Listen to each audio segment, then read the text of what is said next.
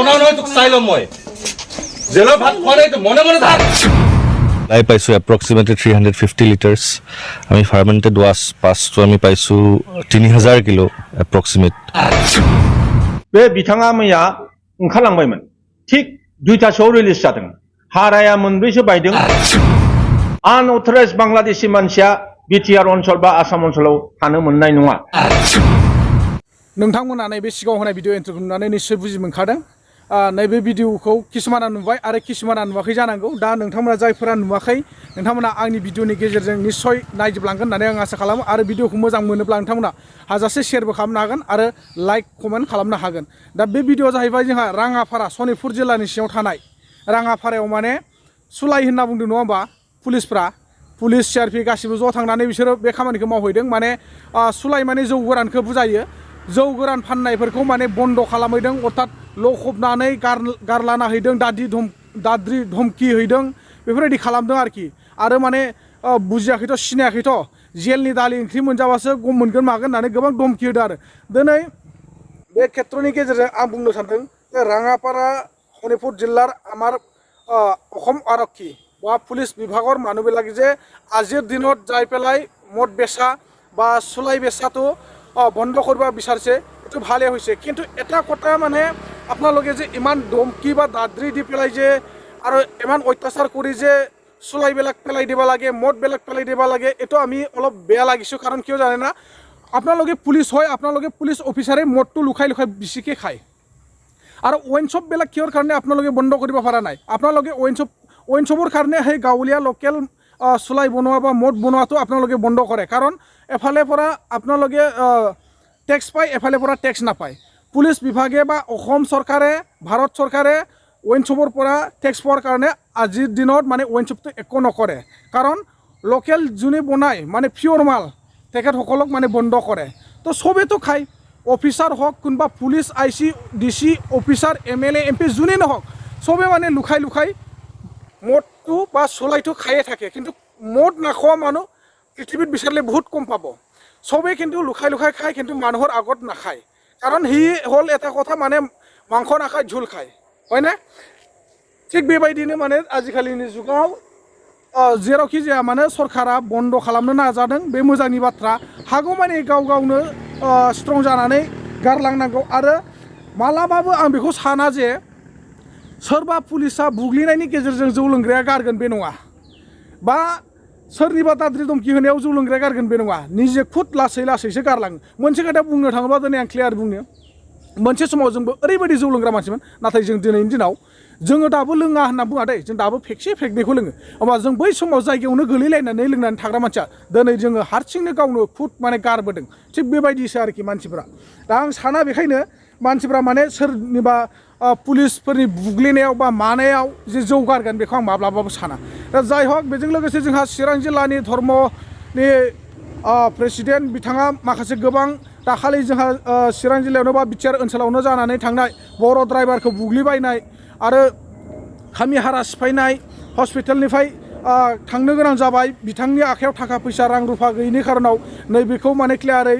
माखासे मोजां बाथ्रा बुंफुरदों आरो बेजों लोगोसे जोंनि बिटिआराव थानाय जिथुनाखि बांगालफोर बिथांमोनखौ जिथु थानायनि अधिकार गैयाब्ला राइट्स गैयाब्ला बे जायगानिफ्राय होखारनांगौ होननानै आसाम सरकार बिटिआर सरकार आरो भारत सरकारखौ खावलायहरदों बिथाङा जोबोर मोजाङैनो नोंथांमोना जाहाथे नैबे भिडिअखौ जोबजासिम नायोब्ला निश्चय बुजि मोनगोन आरोखि ধৰি লৈ যাওঁগে নেকি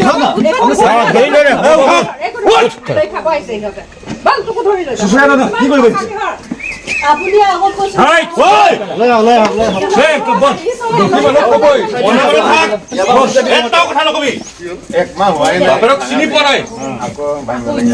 চুলাই যদি আৰু বনাও নহয় তোক চাই ল'ম মই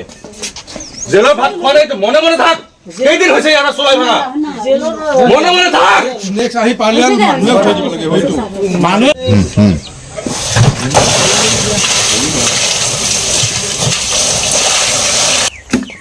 পানী পৰা উঠাই ল'ব কাটিব লাগিব আছো কাটিব লাগিব আপোনালোকে লেডি বাবুক মাইকে মানুহ হাত দিব নোৱাৰো আমি পিটিয়ে দিলোঁ গোটেই চুলাই কাটিব লাগিব এইখিনি কাটিব লাগিব একদম অরিজিনাল মাল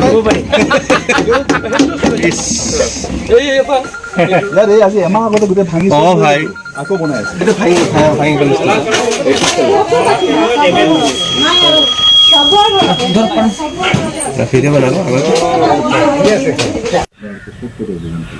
আজি আমাৰ ৰঙাপাৰা আবকাৰী চক্ৰই আজি আমাৰ ওপৰ কছাৰী গাঁও তাৰে কেৰাবস্তি বুলি জনা যায় জেগাটো তাৰপিছত আপোনাৰ ভেৰভেৰী গাঁও আমাৰিবাৰী ফৰেষ্ট ৰিজাৰ্ভৰ পিছফালে তাতে আমি অভিযান চলাইছোঁ আজি ৰাতিপুৱা তাতে অভিযানত আমি 10টা ডাঙৰ চুলাই ভাটি তাতে আমি 10টা ডিচিলেটিং এপাৰেটাছ পাইছোঁ সব গোটেইখিনি আমি ডেষ্ট্ৰয় কৰিছোঁ অন দ্য স্পট আমি তাৰপিছত চুলাই পাইছোঁ এপ্ৰক্সিমেটলি 350 লিটাৰ্ছ আমি ফাৰ্মেণ্টেড ৱাছ পাছটো আমি পাইছোঁ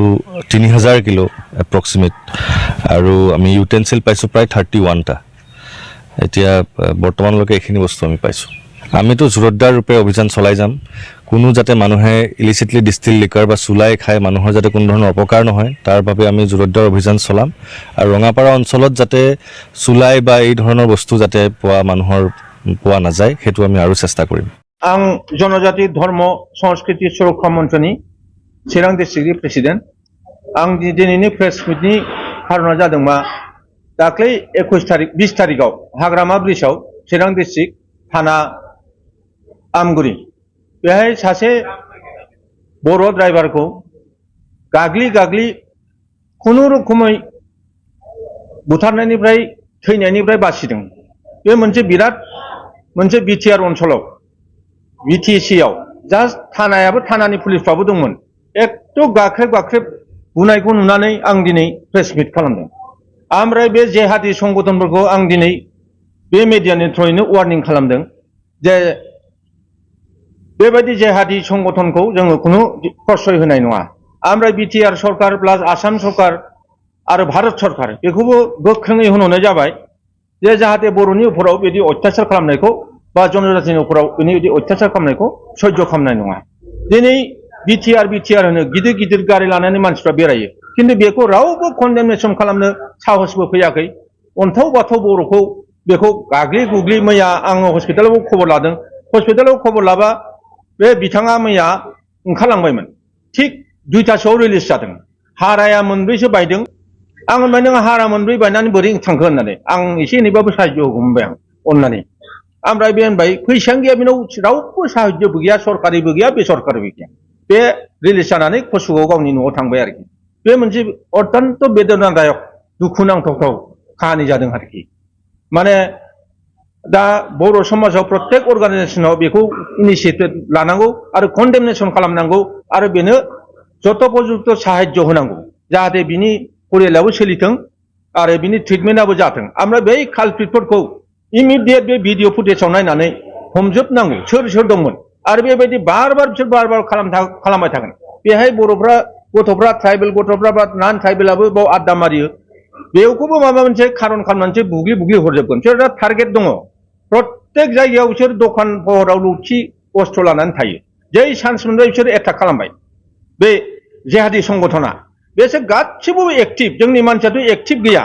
बर'फ्राथ' एक्टिभआनो गैला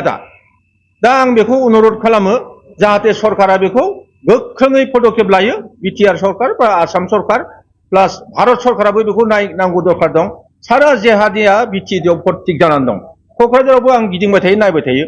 दिप्लाय बिलावनो गासिबो हाबजोब्बाय खुनु संगठन लिडारफ्रा गारि लायै गिदिंजोबो गासिबो खुनु रावबो दाबो मोनसे बुङा ओमफ्राय जोंनि एमपि डांगरिया जयन्त बसुमतारीखौबो बार अनुरोध खालामो जाहाथे बिथाङाबो पार्लियामेन्टआव बे खोथाखौ बुङो पार्लियामेन्टआव बे पुटआप खालामो जाहाथे बेहाय आनअथराइज बांलादेशि मानसिया बिटिआर ओनसोल बा आसाम ओनसोलाव थानो मोननाय नङा इमिडियेट बेखौ स्पट सार्भे खालामनांगौ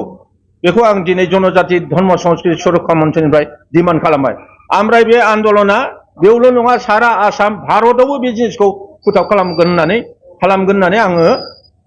माने जिर' पदक्षेप सिन्थाधारा लानानै दङ गोजौनिफ्राय गाहायसिम बे जिनिसखौ बिसोरखौ होखारनांगौ जाहाथे बे जेहादी संगठनखौ टटेलि खतम खालामनांगौ दा बेखिनिनो आंनि बुंनाया आरो डिसेम्बर सफैबायमोनलाय जानुवारि होनलायबाय दा नाथाय खामानि मावदोंल' होनखायो खामानि मावदोंल' होनो ओरै एबसुनिफ्रायबो दिपेन बर'आ खामानि मावदों होनना बुङो ओरै प्रमद बर'आबो खामानि मावदों होनना बुङो SMDB अइल भारिसेसनाबो खामानि मावदों होनना बुङो बे नैयो 4 बोसोरसै रिहाबिलिटेसननि मुंख्लंफोरनि मुंखौनो दालासैलाय राव